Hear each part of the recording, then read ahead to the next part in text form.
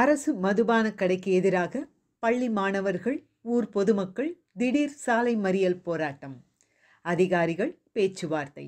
ஹோசூர் அருகே அஞ்செட்டி தாலுகாவுக்கு உட்பட்ட நாட்ராம்பாளையம் கிராமத்தில் அரசு மதுபான கடை இயங்கி வந்தது.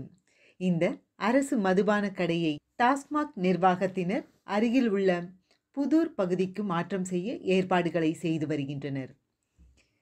புதூர் பகுதிக்கு அரசு மதுபான கடையை கொண்டு வரக்கூடாது என அப்பகுதி பொதுமக்கள் கடும் எதிர்ப்பு தெரிவித்து வருகின்றனர்.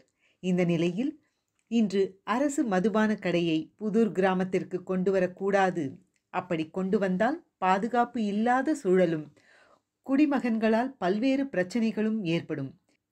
எனவே டாஸ்மாக் நிர்வாகம் புதூர் கிராமத்தில் அரசு மதுபான கடையை அமைக்கக்கூடாது என கூறி அந்த கிராமத்தை சேர்ந்த பள்ளி மாணவர்கள், பொதுமக்கள் என 100க்கும் மேற்பட்டோர் அந்த பகுதியில் சாலையின் குறுக்கே முட்செடிகளை போட்டு திடீரென சாலை மறியலில் ஈடுபட்டனர்.